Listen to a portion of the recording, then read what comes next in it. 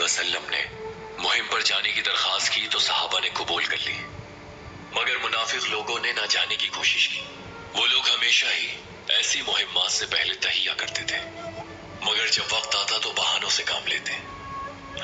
पैगंबर सल्लल्लाहु अलैहि वसल्लम उनकी हरकतों को जानते थे, मगर कभी एतराज नहीं किया, माजरत कबूल कर लेते थे उनकी।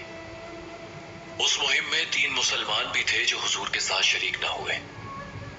जब देखा कि मुहिम में कोई नुकसान नहीं हुआ और मुसलमानों का लश्कर सलामत वापस आ गया, तो मुहिम में शरीक ना होने वाले वो मुनाफिक पैगंबर सल्लल्लाहु अलैहि वसल्लम के पास आए और आपसे एक बार फिर माजरत की।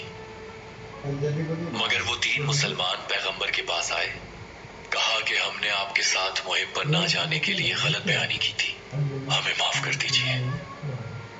पैगंबर अकरम सल्लल्लाहु अलैहि वसल्लम ने उन मुसलमानों के मामलात अल्लाह के हवाले कर दिए।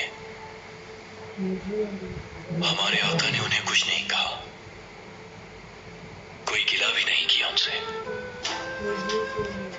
जब वो हुजूर के रूबरू थे तो जिनकी बातें वो दम साधे सुना करते थे, जिनकी नजरें जिंदगी बख्शती थी, वो पैगंबर जिनको देखे बगैर सुकून नहीं मिलता था, पैगंबर ने उनकी जानिब देखा तक नहीं, उनकी बात का कोई जवाब नहीं दिया। क्या वो ये बर्दाश्त कर सकते थे? कैसे रहे होंगे वो? क्या गुजर रही होगी उन पर? हर गुजरता दिन उनकी तकलीफ बढ़ाता था।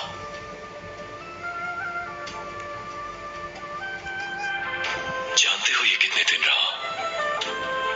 पूरे 50 दिन 50 रातें। ना पैगंबर अकरम ने और ना सहाबा ने उनसे कुछ बात की, हत्ता कि उन्होंने अपनी बीवियों को भी इस बारे में बात करने से मना फरमा दिया। सिर्फ एक शख्स जो बहुत बूढ़ा था, उनकी मदद के लिए हुजूर ने घर वालों को इजाजत दे दी। उनके आंसू, उनकी नदामत, उनकी फरियाद मदीना मुनव्वरा में गूंज रही थी। यहां तक कि अल्लाह ताला ने वही के जरिए सूरह तौबा की ये आयत नाजिल की। अल्लाह ने उन तीनों को जिन्होंने जंग पे जाने से गुरेज किया, उनकी तौबा कबूल करके माफ कर दिया। अपनी तमाम वुसअतों के बावजूद सरजमीन उनके लिए तंग हो गई थी। उनका ज़मीर अंदर फंसा हुआ था और उन्हें एहसास हुआ कि कोई नहीं ऐसा अल्लाह के सिवा जो उन्हें इस मुश्किल से निकाल सके। अल्लाह ने उन्हें उनके हाल पर लौटाकर उन्हें तौबा की तौफीक दी। बेशक अल्लाह ने तौबा का दरवाजा हर एक के लिए खुला रखा है।